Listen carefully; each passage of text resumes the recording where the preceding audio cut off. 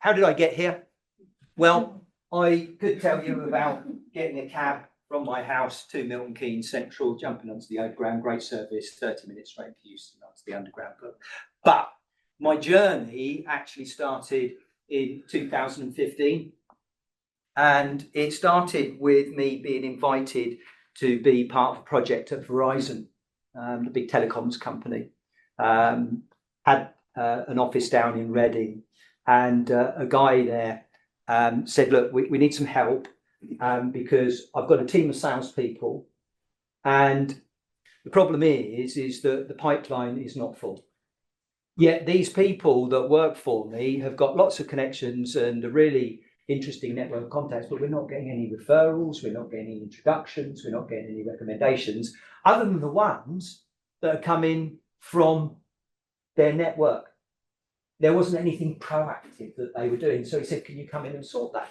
So that's how I met Andy Bates. And we did the project, and within 9 months, they'd created £60 million worth of new opportunity in their pipeline. And that sounds like a big number, but that's because they dealt in big numbers, basically. But it was just over 50% of what they needed in their pipeline to sort of bolster what was required to deliver their sales target.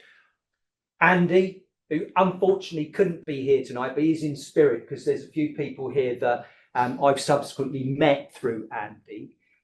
Great guy, very, very active, and very, very active in his local community. And I talked to him about the foundation that we set up at Smarter Not Harder. So one of the things that we do is we train all UK charities for free. Does anyone here support a charity of any description? Okay. So if you want to speak to me afterwards, we train all UK charities for free on productivity in a digital age. And anyone from any charity can come along, be involved and get support that way. Andy was saying to me, he said, look, I'm quite active in my local village, and there's a woman called Tracy. She's retired. She was a sales director. And the problem is she's been around the UK in her camper van for a year, done as much yoga as her body can take. And she's wondering what she should do now. He said, I think she'd be really compatible with you and your team of people. Do you think you can help her? I said, well, put us in touch. So I got chatted to Tracy. The first thing that I did really was listen for quite some time, because she actually really wasn't sure what she wanted to do. So we built up a bit of a relationship. She started to do some work with us, and she said, do you know what? She said, I think you should meet my ex-boss. He's a smashing fella. I think you'll get on like a house on fire. He's also a golfer. And that bloke was Mark Richard. So that is how I got here today. And that journey started back in 2015. And I don't know whether or not you subscribe to this quote or not, but I believe it's true. It's not just what you know these days, it's who you know that makes a difference. And as much as it sometimes pains me to say that, I've learned that it is true. That a lot of the opportunities that have come my way are through the people I know, not through the things I know. So why am I here? And I think the important part here is the stuff that's sort of in capitals here. I think it's really important that network comes easy to you. Otherwise, you're not going to do it. I think it's really important that you enjoy the process. Otherwise, you won't do it. And I think you've got to be yourself, and you've got to be authentic when you do it. Otherwise, you won't do it. So I'm going to share with you my answers to how you do it this way, because I haven't got loads of tricky words for you to use. So I don't do it that way. I do it very authentic way, and I want to convey that to you, because all the people that I've worked with, they found that the way that works best for them, and hopefully you can kind of relate to that. I'll talk to you about a number of different things. We'll spend a bit of time debating what it is that stops people from being good at this, because I don't think there's anyone in the room that wants to be bad at this, otherwise you wouldn't be here. Or if you are, that's weird. What are the key principles that I think it's important for you to embrace? The things that will enable you to be successful at this with minimal effort. And then if there's only one thing that you remember from our conversation this evening, it's the golden rule. And when we get there, I'll signpost that for you Very simple, but it's the thing that's transformed my life in terms of meeting people and building an exceptional network of contacts. And I've got an exceptional network of contacts. I know lots of fantastic people in all different walks of life. And I put a lot of it down to just find that simple rule. We've got 45 minutes. Well, we haven't now, probably. But I'll keep an eye on the time. I've got timers galore going on here. So 45 minutes of me chatting and us discussing things. I'm going to give you the opportunity to talk in small groups, to break it up a little bit. And then some time at the end for questions. But there'll be some unanswered questions, I'm pretty sure of that. And I'm going to be out there having sandwiches and drinks with you lot. So just grab me and say, look, I've got some more questions, Neil. I'm happy to entertain that afterwards. There aren't many slides really, but I can send you sort of like the consolidated deck that I've got. If that's of interest, I can forward that to Mark and the team here. I actually think they're recording this live. Yes. So if this is a great performance, you might want to watch it back. Anyway, whatever. So there's lots of ways to reference the material if you want to take some notes. Fine. Questions, ask them as we go. The only thing I'll say is that if there's something that you ask me about, and I know in like 2 minutes, I'm going to come to that because we're on the same wavelength, I might just ask you to hold that thought. Otherwise, I'll just take questions, as we go. Happy with that? Yeah, just gentle nod on the outside rather than the silent nod on the inside is useful. Yeah, okay, I think we're all on board with that. So just, what's in it for you? What are the benefits that I've got from building a strong network of contacts? In no particular order, but this is just the way they came out in the slide. The vast majority of our business comes through people we know. And that just makes life a whole load easier. Gives you such a competitive advantage in every situation. With the exception of one person, everybody that is an employee, partner or associate of ours has come through our network of contacts. I think it's really hard to find good people. Don't know whether or not that's been your experience. I found the best ones have come through people I know, where we've got a track record. The things that people tell me, the privileged information that I get, the ideas that people volunteer and share with me, those have changed our business over the years. Friendship and fun. So we've got to have a little bit of that, haven't we? While we're going along. I've met lots of really great people that I get the chance to spend time with, whether it's fishing, playing golf, going for walks, coming into London, having a drink, whatever. And last but by no means least, it saves me so much time to get things done, to find things out. It just transforms my productivity. More so than AI, I think. Okay. So if I can just have a show of hands on this, I don't know why you're here, what's driving you to build an amazing network, but for how many people in the room is number one of the important reasons, finding work and clients and stuff like that? Okay, cool. Recruiting staff, associates, partners. Okay, a few. Okay. Advice, intel, insights, new ideas. Okay, yeah, that's popular as number one there. Friendship and fun. Everyone, come on. Can't have your hands down for that one, surely. Time saving. It's the only thing you can't buy in the shops at the moment. I think Elon Musk is working on it. But just never get it back, do you? So the more space you can create for things that you want to do, so much the better. Just very quickly, because I know not everybody is interested in the sales side of things, but there are some super compelling stats around why you want to be good at this from a business development point of view. If you want to get in front of decision makers, senior people in an organization, by far the best way to do it is through a referral or recommendation, without a shadow of a doubt. Okay. I know there are other things that you can invest in, but this is by far and away the most effective. If you're interested in, how powerful this is in terms of resourcing, then you'll close more deals that come through recommendations and referrals. Your conversion ratio will be stronger. I love this one. It's really, really fascinating, isn't it? That when you ask people if they'd give recommendations and referrals, they go, yeah, of course I would. Yeah, I'd be more than happy to. People just don't ask.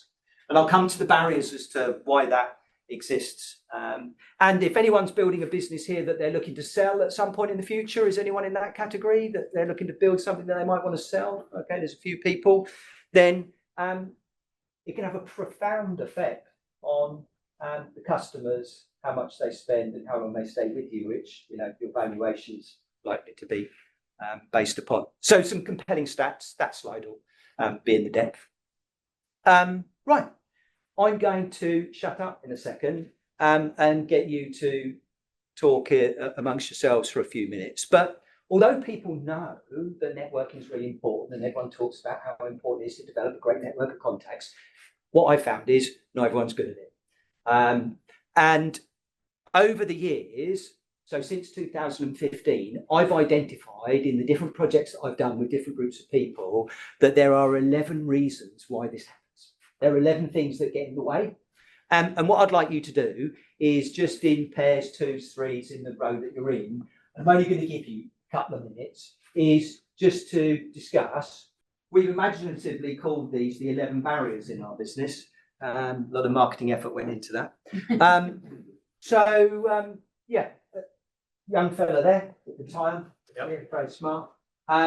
Something that came out of your conversation, one of the barriers that you thought stopped people from building a network? I think Jamie had a good point, which is I think some people struggle to almost sell themselves or feel awkward doing that, and then it can hinder them sort of making contacts that people that they might like, or people that might like them and what they have to offer. So is that like a confidence thing, a sort of a nerves? Is it a belief? What is it? I mean, I guess it depends on the person, but I think maybe confidence. Yeah. Anyone else have that in their group? That confidence might have been something. Yeah. So confidence, belief, that is definitely one thing that stops people from doing this, because if it doesn't go well, and it doesn't go well a number of times, they'll start to withdraw. And so that is absolutely one of the barriers. And so you need to find a way to do it in such a way that you get good results straight away. And that's what I'll show you how to do so that starts to reduce the barrier for you. Brilliant. So 1 down, 10 to go. The lady here with the blonde hair and the plum-coloured dress. You had kind of fear, which probably Yes, yeah, okay. So subtly different, okay? Subtly different from this, okay? So fear, without a shadow of a doubt, stops people in their tracks from doing this. And there's 3 main flavours that come into play when it comes to networking, I've observed. The fear of failure, that could be kind of linked to what you were suggesting there. The fear of embarrassment, and probably the biggest, in my opinion and my experience, is the fear of rejection. And so people tell me who study psychology, the fear of rejection is incredibly powerful because it's deep within us. And, back in the days when we were in tribes, if we got rejected by our tribe, we'd either be killed by another tribe or eaten by a dinosaur. And that is not something that you want. And so fear is absolutely one of the barriers, without a shadow of a doubt. We need to find a strategy to overcome those fears, whichever they are for us. Okay, brilliant. We're doing great. Coming down to the next row here, something different. So we've two for 9. I think for us, one thing that somebody touched on was crossing cultural barriers. Cultural barriers, yeah. Communicating across that. It's Okay. not our primary language, or if we're not familiar with how to navigate the context that we might be in. Okay, so we've got a few things here. We've got kind of communication and the skill of communication, and also the knowledge of different cultures and how they do things, what's acceptable, what's not. Okay, so you've got 2 for the price of 1 there. What's really interesting is that a lot of people think there's a big emphasis on skill and knowledge in this. I'll talk to you about that in a moment, but I think most people have got most of the skills that they need. Thing around knowledge in terms of crossing cultural boundaries, generally there's a book that you can buy on that will tell you what's acceptable and what's not. In London, pretty much anything goes. Don't worry about that. Okay, good stuff. Introverted, too shy. Okay, so shyness is related to what we've had already. Okay, so it sits in this realm up here, because what I've noticed about the 11 barriers is that quite often they overlap and interlink. There's another thing which you've mentioned, which is scoring a point on the board here, which is how you see yourself, your identity. So you label yourself as an introvert or an extrovert. What do you think? You're probably going to think that I'm an extrovert. I'm not. But I have certain contexts in which I feel a lot more comfortable and I'm a lot more open. So identity can be a big barrier for some people because they don't really see themselves as an outgoing type of person, or, and I've had this with professional services firms, people in professional services firms that I've worked with, some of them said, well, you know, that's what our insurance salesperson does. They go around asking for referrals and who can I speak to in your family, and I'm above all of that. So identity can play an important part. So we've got 1, 2, 3, 4, 5, 6 to go. I'm going to go back to the back. I'll come back to you later. Because it's more difficult near the end. Anyone at the back here got something different? I mean, it's a bit like Jenga now, isn't it? It's a bit more difficult as we go round. Anything else that you would add? It was we talked about one that really affects me. It's a bit more mechanical, which is I have a terrible memory for names. Right. And I find that's a barrier. Okay, and so because you've got terrible memory, what do you think might happen? Oh, crikey, that's a dark question to ask somebody who's got a bad memory, isn't it? It might make me look stupid when I'm trying to do someone else. So I think we've got a little bit of an overlap between these two things here, because memory, as I learned from my late great friend Tony Bazan. Anyone know Tony Bazan, the mind map guy? You know, memory is a learned skill, okay, and there are definitely things that you can do to improve that. I was with Ray Keane, who was Tony's best mate 3 weekends ago. Ray Keane, does anyone here play chess? No? Okay, so Ray Keane was the first ever British Grandmaster of chess, which is quite a title, really. And Tony and Ray were best friends. I got to meet Ray through Tony. And the reason why Tony and Ray became really good friends was because Tony was absolutely fascinated how Ray became a Grandmaster of chess, because basically what you have to do is you have to remember every single game of chess that's ever been played and all the moves. And now Ray runs the World Memory Championships, which is happening in December this year in Istanbul. And the feats of memory that are on display are just breathtaking, absolutely breathtaking. You know, people remembering 5 mixed up decks of cards and exactly the order that they've been mixed up. I mean, just like mad stuff like that. Who are better, men or women?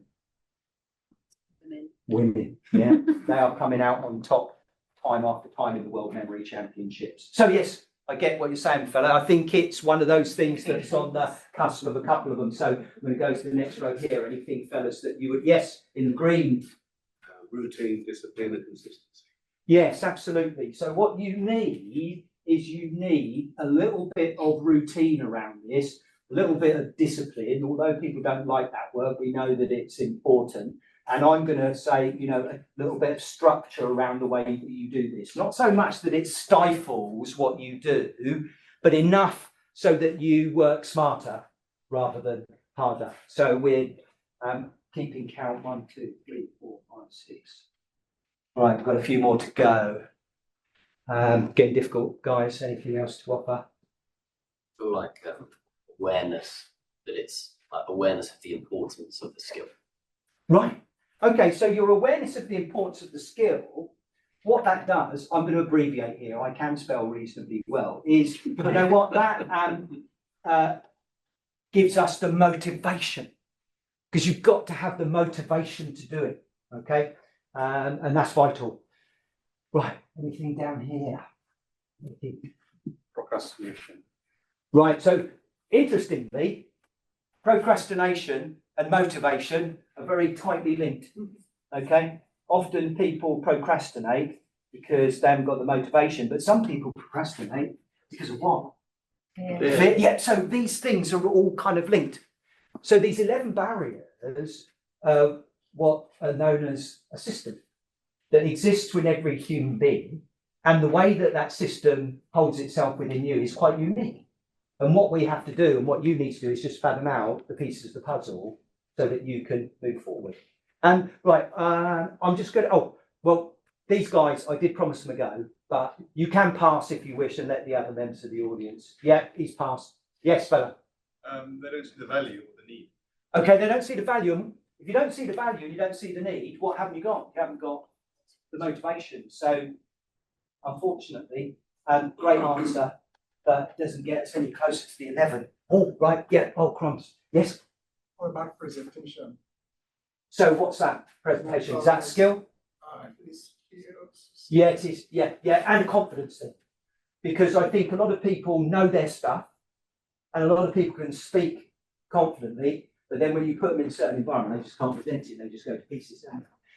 At the back, the man who bought me the water, come on. You need your strong vision and purpose. You need a why. You need a why. What does a why create? Your North Star, so you know where you're going. And that's connected to what? Your motivation, your purpose in life. Yeah, so, okay, right. We got to get finished right now, okay? And we don't want the sandwiches to curl up. Sorry to spoil the fun, but here they are in no particular order. Well-being. What could be a negative consequence of doing this? And some people think that there could be a negative consequence of doing this, i.e. they might have to give up evenings and not go to the gym or not read their son or daughter a bedtime story, stuff like that, okay? All part of the system. Other people, yeah, I'm not the problem. It's just the people that I'm reaching out to aren't receptive. I've heard that 1,000 times. Motivation, we've got time. Yeah, I'd love to do all this networking stuff. I've got a business to run. I've got a team to look after. Resources, I don't have the resources. I don't have Sales Navigator. I don't have the money to go and buy people a cup of coffee. I haven't got what I need to do this job. Fear and structure. So those are the 11 barriers. That slide will be in the deck. There are 3 that always come out top. Whenever we do research with a group of people and try to understand what the barriers are for them, there's always 3 that are more prevalent than any others. You've probably got your thoughts on what they are, and if you shared them with me, they would be your 3.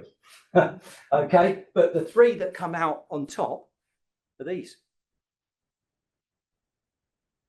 So what I'll do in the next part is I will share with you how I overcome those and indeed a number of the others, but it requires you to piece the puzzle together. And if you haven't done that by the time our 45 minutes is up, we've actually got 17 minutes and 28 seconds actually to be precise, I'll be having a drink and a sandwich. Okay, right. Any thoughts, questions, anything that you think might be missing? I have one. I think networking is ultimately about selling yourself, and many people don't like selling. So I don't know. So you're not a salesman? Well, I am actually. Are you? Oh, Many okay. people don't like selling, so I think that's why they don't like it. So why wouldn't they like it? Because selling is seen as being some bad or dirty, right? So what does that link to? So this is likely to be around identity, and that's quite common. Okay. I think what you'll find at the end of this presentation that what I share with you is absolutely not about selling. And that was the big breakthrough for me, because what I used to do before I understood this the way that I understand it now, my perspective on it is I don't feel that I'm ever selling myself. And I'm easy with that. And that's, you know, I talked about being authentic. That for me is how I need to be to connect with people. If I feel I'm trying to sell them, I'm not myself. Okay, yet I've still managed to create an amazing network of contacts. So, thank you. what I'm going to do is I'm going to share with you the principles that I think underpin great networking behaviour. And the way I'm going to do it is I'm going to tell you a true story about a relationship that I developed with a guy called Matt. And if you will, I'm going to tell you the story, and then I'm going to ask you in those small groups again to discuss what you think were the salient points in the story. Then we'll do a debrief on that, and from that we'll extract the key principles. Okay, you with me? So if you want to take some notes, it might be useful. Choice is yours. You've got an amazing memory. Oh, clearly the back fella, you're going to need to take notes. Then off we go. So I met Matt when I was facilitating a leadership program up in the wonderful city of Newcastle on Quarter Geordie. Beautiful people, really friendly. What a place to go. And it was over the course of 15 minutes to go. It was over the course of 6 months. So I went up there every month and did a sort of like a module with them and stayed overnight. So I got to know the people really well. Big outsourcing company. Don't know if you've heard of Convergys. Big outsourcing organisation. There were 2 people on that programme that stood out head and shoulders above the rest. A guy called Matt and another guy called James. Those are the only 2 that I connected to on LinkedIn. Why? Because if you're going to create a network, you want the DNA to be really strong, if you get my drift. You haven't got time to keep in touch with everybody that you meet. So when you're cultivating and building your network, what you want to do is make sure that the people that you bring in are really good quality. And these 2 guys were really exceptional. I mean, they're not younger than me, but I could see that these guys were going places. Do you know what I mean? So I connected on LinkedIn. Why? Because I wanted to know where they were going. And that's the beautiful thing about LinkedIn. I've got a bit of a love-hate relationship with LinkedIn because it's morphed into a bit more of a marketing machine these days. And so you get a lot of traffic through there that you don't want, but it does let you know if somebody's moved jobs or some activities going on that might be relevant. So I got on LinkedIn a notification and it said that Matt was seeking a new challenge, which we all know is code for he's lost his job and he's looking for a new opportunity. So all I did was just dropped him a line saying, look, I know some people that recruit in your space. You want me to put you in touch? I'm more than happy to do so. He said, yeah, that'd be great. So I did that. I put him in touch with a guy called Phil, another guy called David. What I did was I wrote a very, very brief email to introduce them to each other.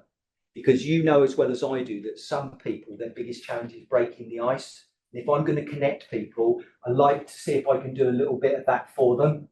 Okay, blow their trumpet a little bit, say something humorous or whatever it might be. What I did was a couple of weeks after I sent those emails out, I rang Phil, said to Phil, the recruiter, what did you think of Matt? He said he was phenomenal. I rang David, I said, what did you think of Matt? He said, yeah, I think he's a really, really strong candidate. And I also rang Matt. I said, Matt, what did you think of those 2 recruiters? Because one of the things that I need to do with my network is to make sure that I've got the chemistry right, that the people who I thought were good 5 years ago are still as good today as they were back then. And of course, it gives me an opportunity to speak to David and speak to Phil and just find out what's going on. Sort of stuff. Did that. He's got a new role. Matt's got a new role. Do you know what, though? It was absolutely nothing to do with me. He got it through somebody else. Did that matter? Did that matter in my relationship with Matt? Not at all. Because I just made the effort to help him. And I subsequently found out that nobody else in his network had contacted him. And I'd only known the bloke after, spending a bit of time with him on a training program. He went to a brilliant company for us. He went to the biggest software company in Newcastle, employed thousands of people. It's legendary. You're probably all familiar with Sage. Wow, great place to work.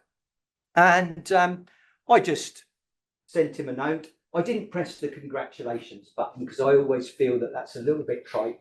You know, I said, you know, well done, mate. What a great, you know, opportunity, blah, blah, blah. But what I did was I set a reminder 3 months just to follow up and check in. Because, a bit like you, Bella, I won't remember that. I need to put stuff into systems to remind me to do stuff. I can't hold it all in here. So the reminder came to me 3 months later, and I just dropped him a one-liner, and there is a deliberate structure to this. I never ask people for time in the week that we're in. Why? Because they're always busy. But the week after that or the week after that, you can generally get time in their calendar. And if they refuse you 5 minutes next week or the week after, you know that you ain't got a good relationship. So very difficult to refuse, and very difficult to refuse because, you know, I'd done him a favour. Although it hadn't worked out, you know, I'd shown willing. Anyway, he said to me when I called him and we set up the, you know, the conversation and we're chatting, he said, you know what, your timing could not be better.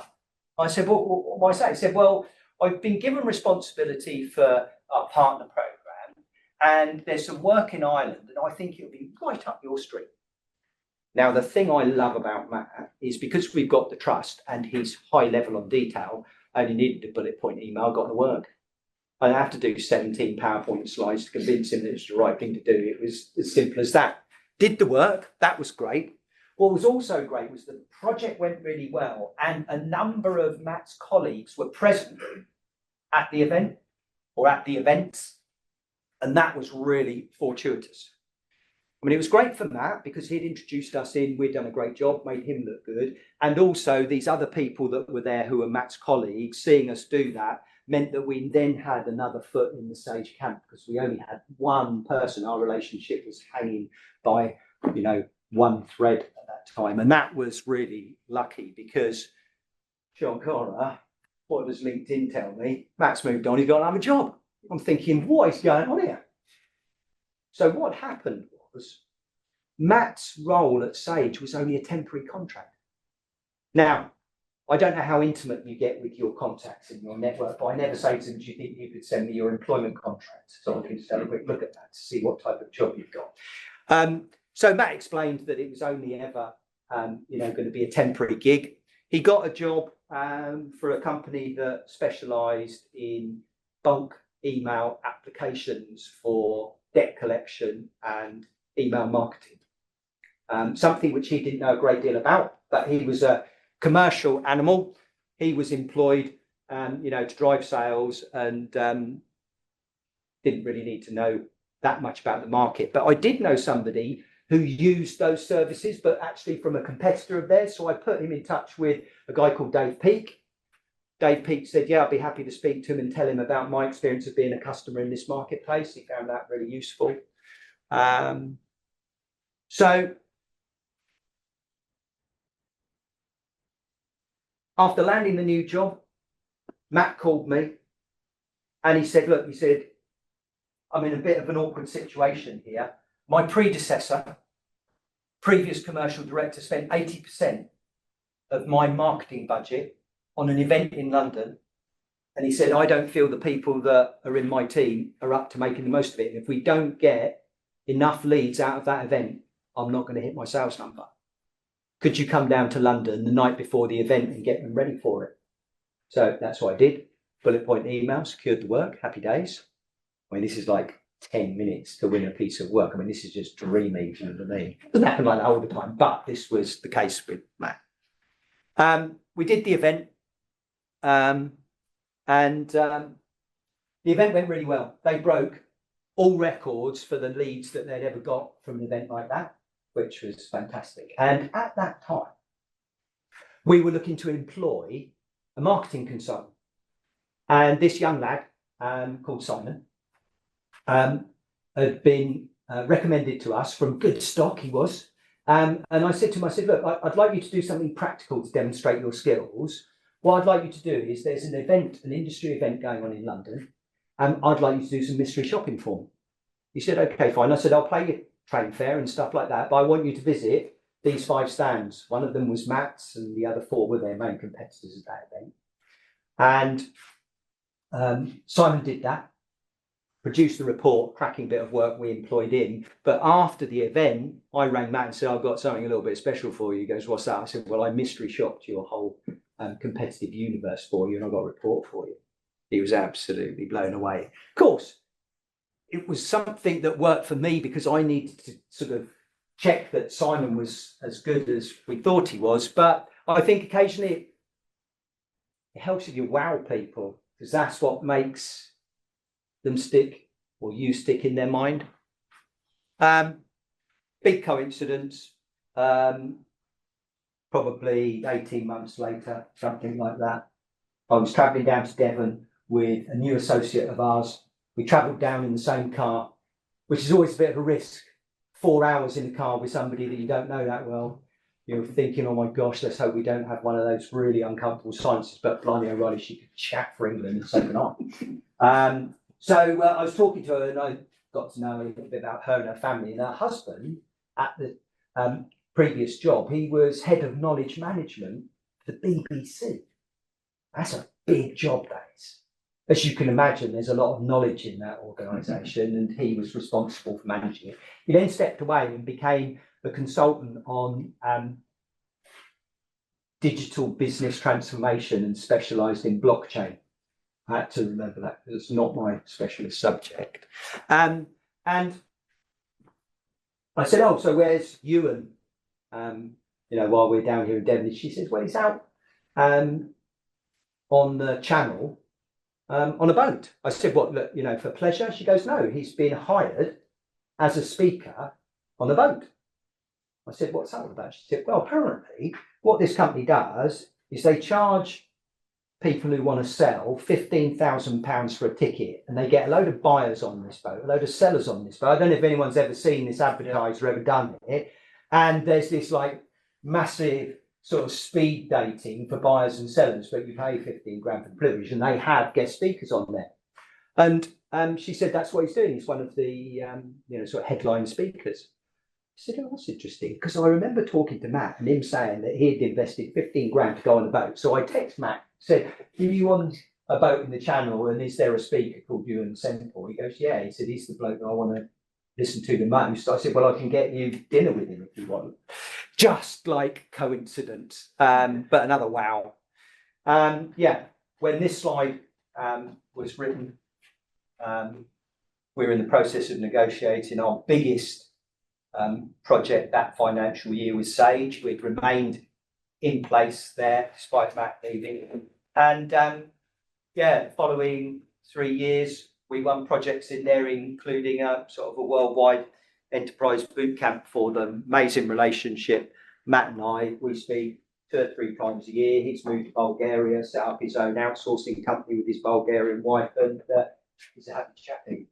So that's the story. I'm going to give you 3 minutes to discuss amongst yourself what you think are the sort of 5 to 7 kind of key points from that. So I'm just going to do a free for all here. If you want to just sort of, start us off, You made an effort to your way to help someone, and there's nothing in it for you. Absolutely. I went out of my way to do something for somebody else. I didn't invest masses of time, but you know what? I was proactive in reaching out and saying, is there anything that I can do to help you here? There's a couple of people that recruit in your space, not knowing what will come back. Brilliant. Okay. Yes. I think it's a targeted network, so only adding a certain amount of people rather than a quantity. Absolutely. If you're familiar with Dunbar's number, you will know that there's a limit to the number of relationships that you can actively manage. And so I'm very, very mindful of who I add in. When LinkedIn first came out, everyone was on the race to get to 100. Well, do you know what? Most people now have got thousands and they don't know hardly any of them. So be really targeted. Nice point. Somebody else, something different. No all at once. Yes, fellow. Do some follow-up contacts. Follow up. I had a system, very simple structure, and made sure that there was some follow up in place. Yeah.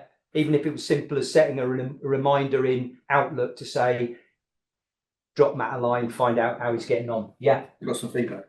Got some feedback from people about other people in my network. were they still as good as I thought they were? Just doing a little bit of due diligence and a little bit of checking to make sure that people performing to my expectations. Yes, Jeff. You were being quite entrepreneurial about it. So you were like, I'm going to follow up with them, but I don't know what I'm going to follow up about. Sometimes either was say, move job, great. But if there wasn't, you created the opportunity. You created a mechanism to follow up with. Yes. So that I found quite interesting. Yes. Yeah. I'm always looking for reasons to follow up with people. That is the 5 to 7 alarm. Right. Okay. Yes. The icebreaker tend to tend to set the scene for the communication with the recruiters, and you tend to prep him up. Maybe it's easier for him to. Yeah, these are these tiny little details. You're familiar with Dave Brailsford, aren't you? You know, the bloke who revolutionised cycling and his whole concept of marginal gains. You know, it's these small things that really do make the difference. And the fact that I just took a bit of time to craft the email so that the ice would be broken, so that I can guarantee they connect. You know, that's, real key. Good spot. Yes, chap. You built a relationship in terms of actually understanding Matt's skill set and him understanding yours. Yeah. It was reciprocated in terms of it wasn't just a business relationship, it was actually a genuine friendship, but it sounds like. Yeah, it grew into that. Yeah, because we got to know each other. And I think part of that was serviced by the fact that I did get the chance to go out in Newcastle a few times. And if you've ever been out in Newcastle, you'll know what I mean. And if you haven't, you must go before you die. Right, what else? Anything else? Yeah, go on. Wow, right. Yeah. Shopping, so I never expect that. So it's just beyond a bonus. Yeah, I think you've got to do some things that people aren't expecting just to be memorable. It's called the von Restorff effect. And it's really important. You know, I do a little bit of that. So these these two people here. Just much. Yeah. Ian didn't know that Yvonne was turning up tonight. So it was a nice little surprise. And those sorts of things don't take much more than a little bit of thought. But they're not. That was Just put it out there. that was a Freudian slip on my part. But just that tiny little bit of thought. We went to a golf day. Mark invited me to a golf day. This fella here was there as well, although we didn't speak at the time. And there was a charity auction, and it was breakfast with the Lord Mayor. I bid for it, and it was a steal. I thought it was going to be 20 people sitting down with the Lord Mayor having a bit of breakfast. It was the Lord Mayor, his wife, and I sent two of my mates along. Do you know what? The wow factor from that for those two people was off the charts. At the Mansion House, breakfast with his lordship. Happy days. A little bit of wow every so often, you know. Right. What else? Yes, at the back. It all started with you delivering excellence in your professional life. Thank you very much. That wouldn't have everything else before that. Yeah, I think, I say, it's not just what you know, it's who you know, but you've got to do what you do well in order to earn the right, I think, to be recommended. And I always make sure that people are confident recommending me because they've seen me deliver or produce or whatever it is, asking me to do. Yes, chap. Empathy. Got that from your side. Yeah. I think that understanding of the way people think, but also the way they feel in relationships is really important, and that goes, for networking, for sure. You stayed in touch with them as well. Yeah, absolutely. Yeah. There's some people I know who are terrible at keeping in touch, and they're not afraid to admit it. And I think that's not something you want to be proud of. Okay. So I am going to, in the interest of time, thank you very much for sort of sharing, just go through and summarise. So let's make sure that we're selective about who we put into our network. Matchmake, put people together, think about who they are, make that process easy. Be proactive. The golden rule, okay, is give first. That is the golden rule of networking, and that is what I live my life by. People don't need to wait to be asked to be helped by me. They don't need to wait to make something happen in their life with me. I just do it. And whatever comes back, comes back. But if you're hanging out with the right people, do you know what? It's like a snowball going down a hill. The momentum is amazing. Be good at keeping in touch. Okay, yeah. Simple follow-up plan or process, nothing intricate, just a contact management system, reminders. Some people you might want to be in touch with them every 3 months, some every 6 months. You know, you choose the time frame on it, whatever works for you. And a good relationship is always two-way. It's about give and it's about take. And I do meet some people that are takers and they don't last very long in my network. I've got now a little bit of a sixth sense for who's a taker and tend to steer clear of those, but you've got to be prepared to ask and make that happen. Have a look at LinkedIn, maybe set yourself a couple of slots in your diary, half an hour on a Monday, half an hour on a Thursday, just look at LinkedIn. If you go into it with no time limit, you can lose yourself in there. That's why I think it's quite good to be disciplined around that. I probably sent 4 or 5 texts today for people just on the spur of the moment when I was coming in on the train from Milton Keynes, when I was sitting having a coffee, just saw something, thought of them, whatever. Really counts, I think.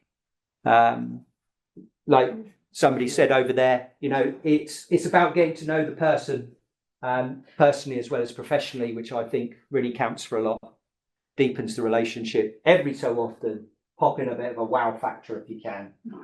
And it's your network at the end of the day. You're the person that needs to make it run. You're the person who needs to put the energy in. You put the energy in, it gets multiplied if you've got a great network, but you need to put it in.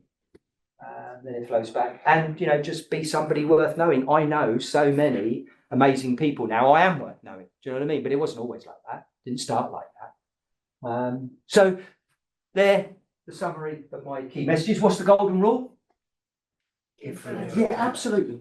You know, and when you speak to people tonight, you know, find out why they came, what they were hoping to get from today. Not try and get something off them, which makes it so hard. And I think you'll find that this works a lot easier. Right. I probably overrun by a couple of minutes. Yeah, it's 19:02. So I'm gonna. Are we okay for a few minutes of questions? Yes, we are. Okay, so Yes, we are. we do 5 minutes of questions. Let me put the time on it because it wouldn't be appropriate if I didn't. We'll have 5 minutes of questions, and then anything else we can do questions in the lounge area or whatever. So no questions? Okay. Yes, yeah, at the back there with the memory.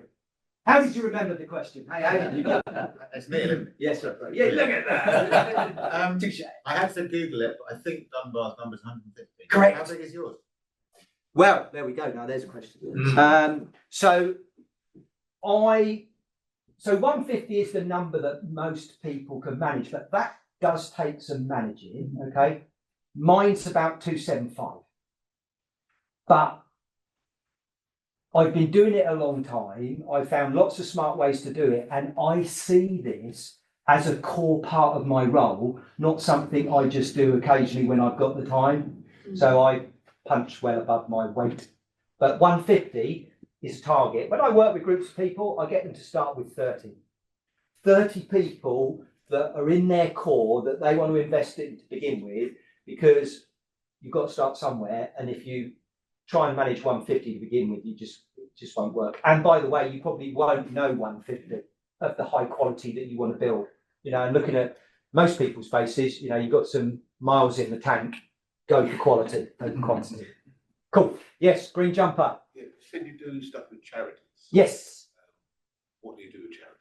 So the main thing that we do with charities is, so prior to me focusing on this kind of realm, I developed a program called Smart Working. Basically, what Smart Working does is it frees up about 2 to 3 working days a month in people's lives.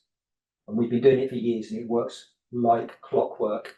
And so what we do is we get charities to come to an event, usually virtual now. That's been one of the good things about COVID. And they can participate in the programme, and that will save them time. So that's the main thing that we do. We do other things for them as well, but that's the heart of it. But if you want to chat more about what's on your mind, then happy to do that. Yes, sir. You seem to have a perfect blend, balance between having a systemised approach and then being very flexible and adaptable, which is quite a stroke of genius in many ways. I think you were doing. But how would you, in that regard, how would you define quality? Like, are you taking a similar approach? It's like, okay, you know, we kind of largely get on, they're interesting, they're kind of striving, I think you had one of your points, or you've got like a list of 10 things you're kind of looking for? I don't have a list of 10 things that I'm looking for, but subconsciously, you know, there is a tick list, you know, and we've got to be able to get on. And I have that on my list because I'm, you know, 62 years old and I haven't got the time to spend with people that I don't get on with. However, when I was a bit younger, I would tolerate people because of their position and their power and their influence. And so if you look at the way my network has developed and evolved over the last 30 years, you will see sort of changes in that. I am looking for somebody who's a member at Augusta Golf Club or connected to. So I've got some very specific criteria, but what you want is you want good quality people that are well respected, that are honest, that are supportive. It's kind of a values led. Yeah, values led. And you know, if you're in a particular sector and you're looking to make a name for yourself in a particular sector, then if they are connected to that, that would be useful. It's got to be loosely aligned with your objectives, otherwise. Yeah. Yes, Chad. I just wondered how many organisations you have been a member of or are a member of that have helped your networking. You've mentioned golf, but I just wondered if there were any other things that have been really helpful. But like, for example, becoming a member of this livery company with 800 people in it. Yeah, point taken. I'm not a member of any association at present.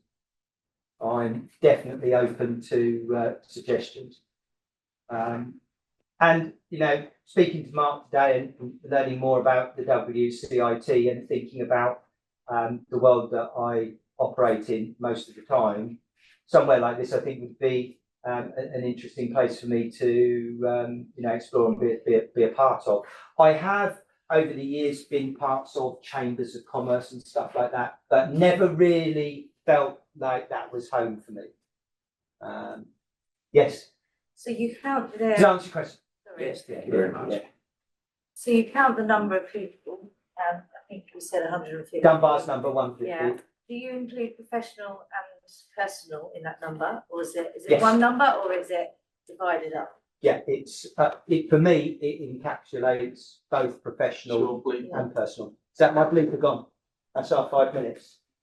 Yes, fella with the beard. Last question, then, and then we can go and have a chat from there. Have you ever had a situation where you've made an introduction to two people you know, it hasn't gone as well as you'd expected, and that's been reflected poorly on you? Yes, it doesn't happen very often, but that is the risk. And when I talked about well-being as a barrier, some people, their concern is that, you know, you make a recommendation and it goes wrong. And I think you have a duty of care. You're going to introduce people to ensure that they're of a high caliber. And that's why I say it's really important when you bring people into your core network of 150 that you think about that and that they are good at what they do. They're good, honest people, hardworking, diligent, supportive. That's the type that you want. But sometimes people muck up. And of course, you've done it in good faith and somebody's let you down. And that's a conversation between you and that person who's let you down. So yeah, it has happened. But very rarely. Not enough to put me off. Yeah. Right. Thank you very much indeed for participating, listening and being a part of this event. Mark, thank you very much indeed for letting me loose on your congregation, if that's the right word. I think that's come out of the worshipful thing, I don't know where that word comes from, so I don't use that word very often. So yeah, that's me done, folks. Thank you very much.